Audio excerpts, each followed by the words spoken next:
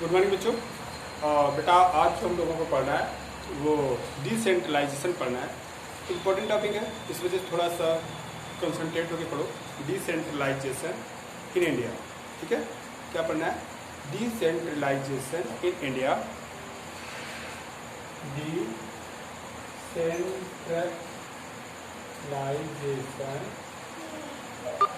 Decentralisation in India. Decentralisation in India के बारे में डिस्कस करना है। थोड़ा समझने की कोशिश करो, अच्छे समझेंगे कि डिसेंट्रलाइजेशन क्या है, कैसे स्टार्ट हुआ। और तो मैंने बताया था कि डिसेंट्रलाइजेशन का मतलब होता है पावर का सेंट्रल गवर्नमेंट से फ्लो होना toward the local government, state government, and state से लोकल गवर्नमेंट की तरफ फ्लो होने के प्रोसेस को हम लोग डिसेंट्रलाइजेशन कहते हैं। सिंपली अगर आपसे कोई पूछता है कि व्हाट इज डिसेंट्रलाइजेशन, तो आप जवाब दे सकते हैं कि डिसेंट्रलाइजेशन का मतलब होता है कि देखो, एक बात बताएं, डेमोक्रेसी एक बहुत ब्रॉड रूप है बेटा। डेमोक्रेसी एक बहुत ही ब्रॉड रूप है। डेमोक्रेसी को एक ऐसे क्लास से कंपेयर किया जा सकता है which is fit for everyone, सबके लिए फिट होता है। ऐसे cloth can be compared by a very stretchable cloth. एक बहुत ही स्ट्रेचेबल क्लॉथ से डेमोक्रेसी को हम कंपेयर कर सकते हैं। फॉर एग्जाम्पल के तौर पर जैसे मैं आपसे कहूँ कि एक स्ट्रेचेबल क्लॉथ हम लेके आए और एक बहुत मोटा आदमी आया, उसको भी पहना दिए, उसको भी फिट हो गया। और फिर एक पतला आदमी आया, उसको भी पहना दिए, उसको भी फिट हो गया, क्योंकि वो स्ट्रेच है, बहुत ज़्यादा फैलता है, सिकुड़ता है। पतले आदमी को पहना दो, सिकुड़ के पतला हो जाएगा, उसके पे फिट हो जाएगा।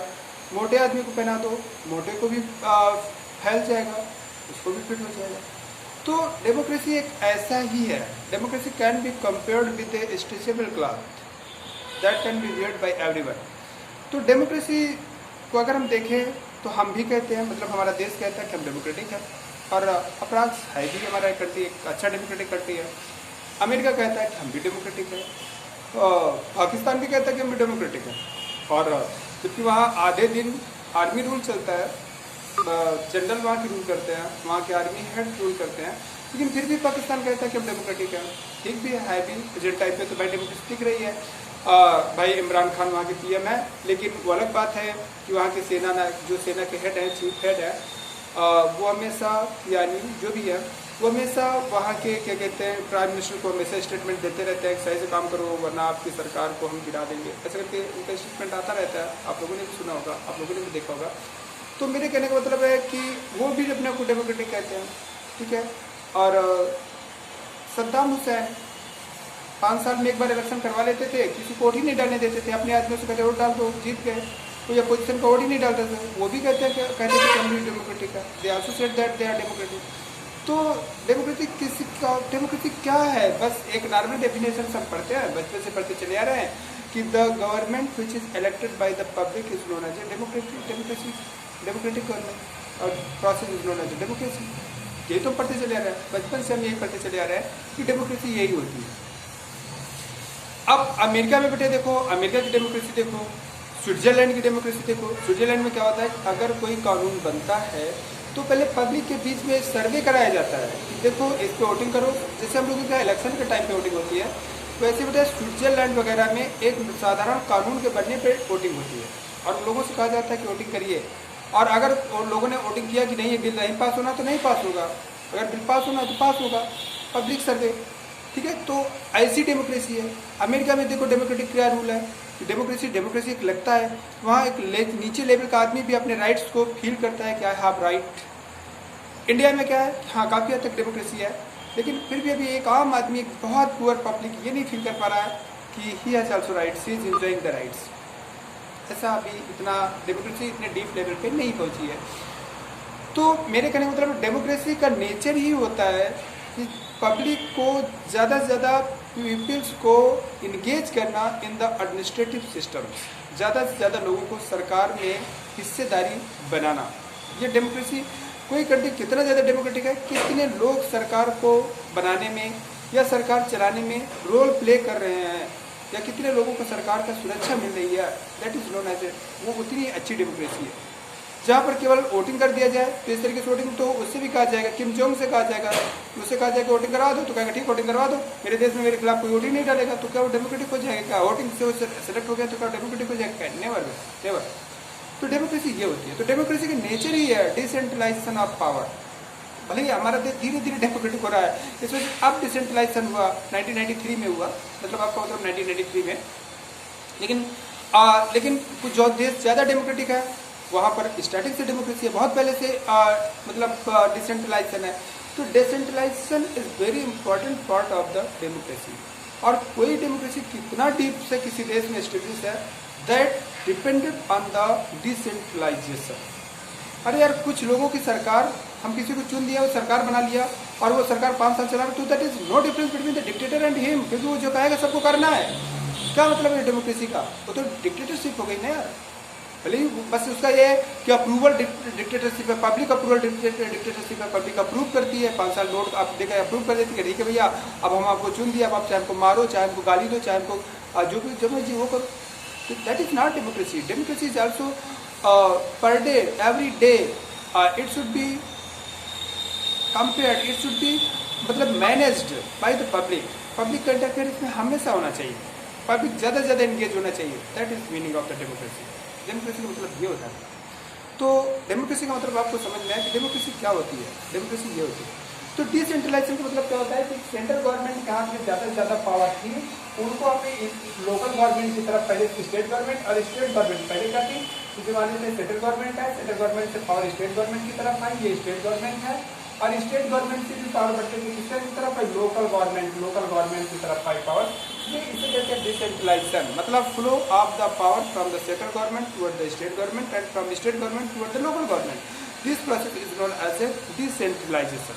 डिसेंट्रलाइजेशन का पर्पज क्या है? What is the purpose of the decentralisation? Engage more and more people in the administrative systems so that the real meaning of the democracy can be establish in the India. ये purpose है। Real democracy India में establish की जा सके। Realistic democracy है ये, ठीक है। जो हम लोग रियलिस्टिक डेमोक्रेसी कहते हैं, रियलिस्टिक डेमोक्रेसी, या हम कहें कि जो हमारी क्या कहते हैं, हमारी सोच है कि डेमोक्रेसी क्या होता है, या रियल मीनिंग ऑफ डेमोक्रेसी यही है। रियल मीनिंग ऑफ डेमोक्रेसी का मतलब यही होता है कि ज़्यादा से ज़्यादा लोग इनगेज हो इन द एडमिनिस्ट्रेटिव सिस्टम। तो ये होता है डेमोक्रेसी। भारत में डिसेंट्रलाइजेशन की स्टार्टिंग के बारे में मैंने कल आप लोगों को बताने की कोशिश किया था। मैंने कल आपको एक्सप्लेन किया था कि भारत का रियल का डेमोक्रेसी डिसेंट्रलाइजेशन क्या है। मैंने बताया था कि 1952 में बच्चों जानते हैं कि आज़ादी के बाद पीएम बने जवाहरलाल नेहरू। और जवाहरलाल नेहरू ने, कौन बना? जवाहरलाल नेहरू ने एक प्रोग्राम चलाया था जिसका नाम था डेवलपमेंट प्रोग्राम।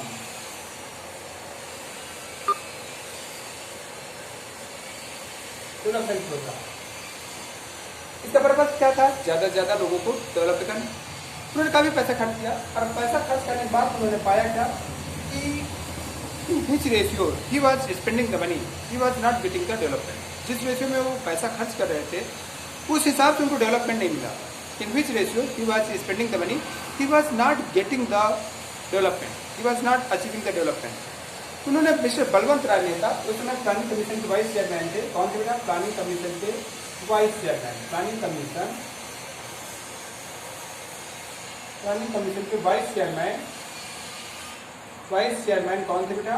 चेयरमैन कौन थे? बलवंत राय मेहता।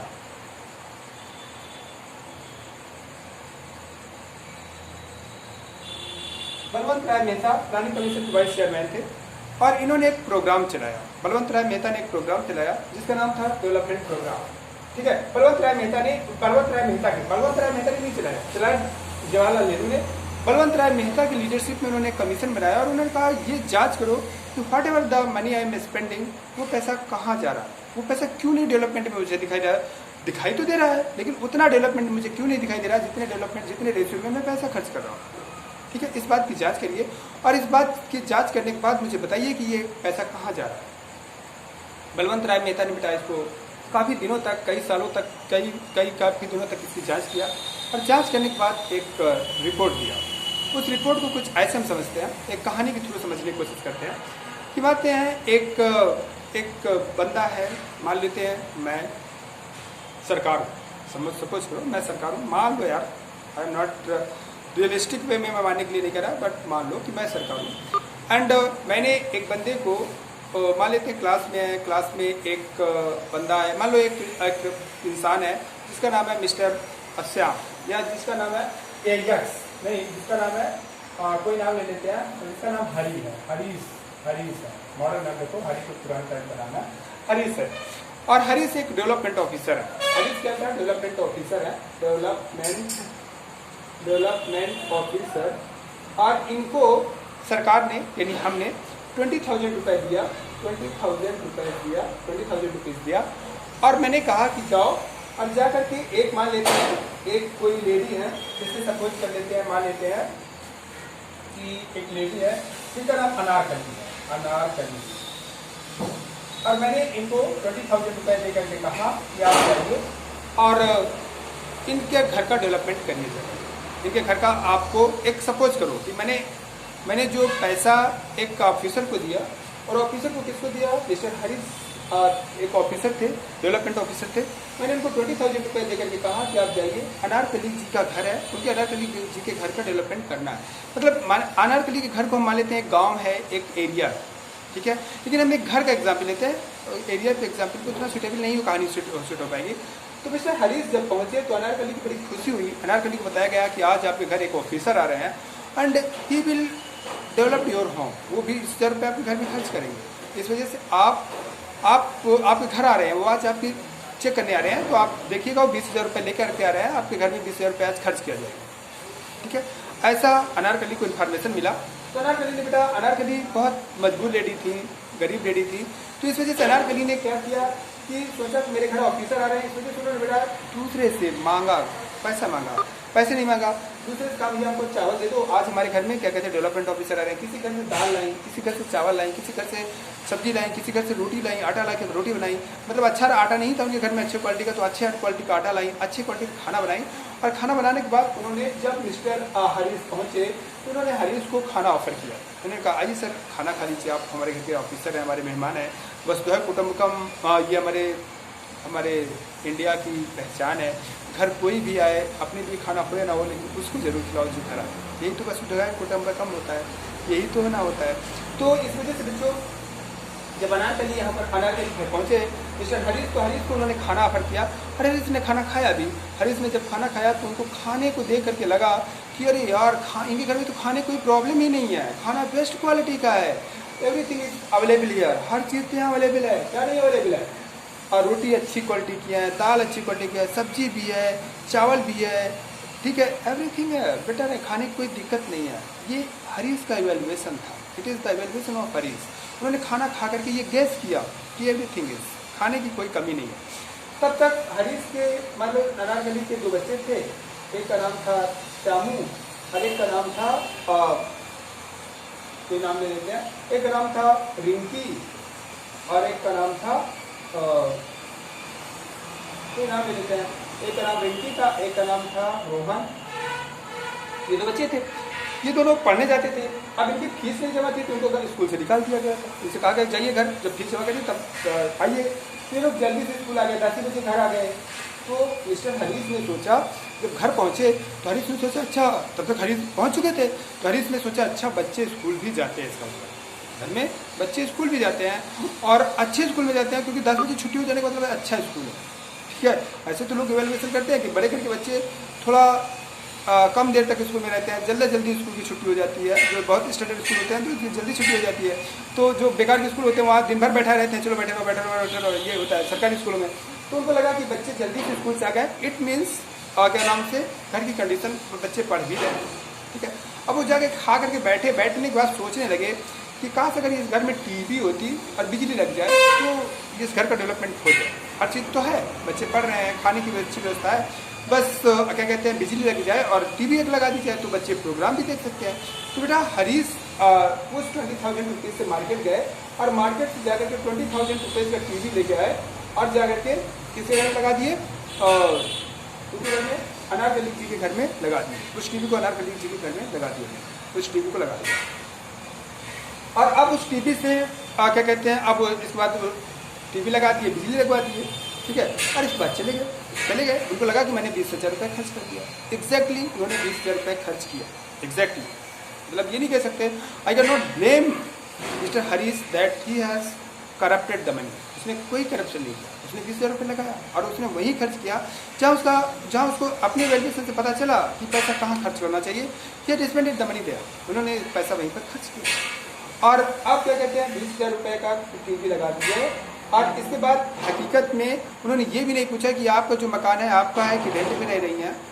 ठीक है, बेचारी रेंट में रह रही थी अनारकली, और बच्चों की ये कंडीशन थी, और क्या कहते हैं खाने की प्रॉब्लम लाले पड़ी हुई थी, मांग के खाना खिलाई थी। लेकिन हरीश ने इवेल्युएशन अपने हिसाब से किया और उसका रिजल्ट क्या हुआ, उन्होंने 20,000 रुपये खर्च भी किया, उन्होंने कोई करप्शन नहीं किया। लेकिन क्या उस 20,000 रुपये से अनारकली के घर का डेवलपमेंट हुआ? ठीक है, थिंक इट, क्या उस 20,000 रुपीज़ से अनारकली के घर का डेवलपमेंट हुआ? नहीं हुआ, लगा बिल्कुल नहीं। मुझे लगता है नहीं हुआ। आप भी सोच सकते हैं, आपके पास दिमाग है, कहानी से आप भी इवेलुएट कर सकते हैं कि क्या ये पैसा सही जगह खर्च हुआ? नहीं खर्च हुआ। क्यों नहीं सही जगह खर्च हुआ? अब आप ये देखिए क्यों नहीं सही जगह खर्च हुआ। तो ये क्या कहते हैं, यही ऐसी कुछ कहानी सुनाया मिस्टर बलवंत राय मेहता ने, और ऐसी ही कुछ रिपोर्ट दिया। आपको रिपोर्ट इम्पोर्टेंट नहीं है बेटा, इस वजह से मैं एक कहानी के रूप में आपको सुना दे रहा हूँ ताकि आपको थोड़ा रिपोर्ट का मतलब पता रहे। बाकी रिपोर्ट क्या दिया तो बहुत बड़ी उन्होंने रिपोर्ट दिया, एक बहुत बड़ी रिपोर्ट दिया। पॉइंट वाइज तो कंपटीशन में आप जब पढ़ेंगे तब आपको पॉइंट वाइज पढ़ना ही पड़ेगा, क्योंकि रिपोर्ट क्या थी, पॉइंट वाइज क्या थे, उस रिपोर्ट में क्या एक्सप्लेनेशन था। You have to complete it according to point wise when you will study in, मतलब प्रिपरेशन करेंगे IAS PCS या सिविल की कोई भी तैयारी करेंगे तो आपको ये पढ़ना ही पड़ेगा कि बलवंत राय मेहता की क्या रिपोर्ट थी। तो उन्होंने मतलब मैंने आपको कहानी के थ्रू रिपोर्ट समझाने की कोशिश किया कि उनका क्या पर्पस था, कि पैसा एग्जैक्टली वहाँ नहीं खर्च हो रहा है जहाँ खर्च होना चाहिए। आप पैसे खर्च कर रहे हो, जहाँ खर्च होना चाहिए वहाँ नहीं खर्च हो रहा। तब मिस्टर जवाहरलाल नेहरू ने बलवंत राय मेहता से ये पूछा कि आप रिकमेंड करिए, आप बताइए कि ये पैसा कैसे वहाँ खर्च हो सकता है जहाँ इसे खर्च होना चाहिए। ठीक है, इस पैसे को हम कैसे वहाँ खर्च कर सकते हैं, where should be it spend, जहाँ इसे खर्च होना चाहिए। तो बलवंत राय मेहता ने कहा कि अगर हमें इस पैसे का सही स्पेंड सही तरीके से स्पेंड करना था और लीगल तरीके से रिक्वायर्ड जगह पर स्पेंड करना था, तो हमें पैसा खर्च करने का अधिकार सिर्फ हरीश को नहीं देना चाहिए था, हमें अनारकली को देना चाहिए, हमें अनारकली को देना चाहिए। और हरीश का उसका सुपरवाइजर बना करके ये देखना चाहिए कि अनारकली पैसा खर्च सही से कर रही है कि नहीं, और बाकी अनारकली को पैसा दे करके उनसे कहना चाहिए कि आप अपनी ज़रूरत की चीज़ें पूरा करिए। तो वो लाती, चावल लाती, दाल लाती, बच्चों की फीस जमा करती, सब काम करती और सही जगह पैसा खर्च करके डेवलपमेंट करती, उसका यूटिलाइजेशन करती। ऐसी ही कुछ रिपोर्ट बलवंत राय मेहता ने बेटे जवाहरलाल नेहरू को दिया। उन्होंने कहा अगर हमें किसी लोकल एरिया का डेवलपमेंट करना है तो it is the must necessary कि हमें वहाँ के लोकल लोगों का सपोर्ट लेना ही पड़ेगा। If you want to develop the particular local area, then it is the must compulsion, it is the must necessary that we should take the support of the local people. और उन्होंने उसके लिए एक तरीका बताया कि that should be possible by the establishing the Panchayati raj system. हमें गांव में पंचायती राज सिस्टम बनाना चाहिए, गांव में प्रधान बनाना चाहिए, गांव में लोगों को प्रधान बनाना चाहिए, लोगों को प्रधान के, और मतलब ग्राम लेवल पर ग्राम पंचायत, ब्लॉक लेवल पर ब्लॉक समिति, और समिति, और क्या कहते हैं डिस्ट्रिक्ट लेवल पर जिला पंचायत, ये बनाना चाहिए और इसके थ्रू पैसा खर्च करना चाहिए। तो पैसा अपने रियल जगह पर खर्च होगा, क्योंकि local people knows the better about the local problem. Local problem को लोकल पीपल ज़्यादा अच्छे से जानते हैं। हमको नहीं पता था, हमको पता था कि ये वाली रोड अभी खराब दिख रही है, हमने उस रोड को बनवा दिया, जबकि रियली में बरसात के समय तो दूसरी रोड प्रॉब्लम क्रिएट करती थी, ये रोड तभी सही थी, हमें नहीं पता था। लेकिन वहाँ के लोकल, वहाँ के ऑफिसर को नहीं पता था जो बाहरी आदमी वहाँ पेंडेड था, लेकिन लोकल लोग, local people know about it. तो इस वजह से उन्होंने कहा कि अगर हमें लोकल डेवलपमेंट करना है, तो हमें लोकल लोगों का सपोर्ट देना मस्ट नेसेसरी है। It is the very much necessary to take the support of the local people. और उसके लिए उन्होंने बताया कि ये सपोर्ट दिया जा सकता है by establishing the panchayati raj system. उन्होंने कहा पंचायती राज सिस्टम को इस्टेब्लिश करके ये सपोर्ट दिया जा सकता है। और इस तरीके से on the recommendation of mister Balwant Rai Mehta के रिकमेंडेशन पर ऑन 2 अक्टूबर, कब बच्चों, 2 अक्टूबर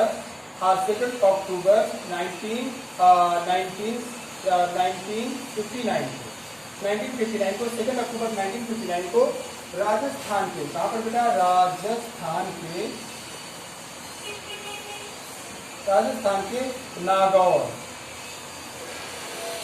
डिस्ट्रिक्ट में, राजस्थान के नागौर डिस्ट्रिक्ट में बेटे, राजस्थान के नागौर डिस्ट्रिक्ट में 2 अक्टूबर महात्मा गांधी के जन्म दिन पर, क्योंकि महात्मा गांधी हमेशा पंचायती सिस्टम का सपोर्ट करते थे और वो लोकल गांव के पंचायतों को बहुत सपोर्ट करते थे। उन्होंने जब गवर्नमेंट, अभी हम पढ़ेंगे नेशनलिज्म, जब इंडिया पढ़ाएंगे बताएंगे, उन्होंने कहा था कि गांव के लोगों को अपने सिस्टम को, अपने प्रॉब्लम्स को, अपने डिस्प्यूट्स को, अपनी जो प्रॉब्लमेटिक चीज़ें हैं उनको गांव के पंचायत में सॉल्व करना चाहिए। तो पंचायती राज सिस्टम को पहले से सपोर्टर थे, ठीक है, ही वाज आल्सो सपोर्टर।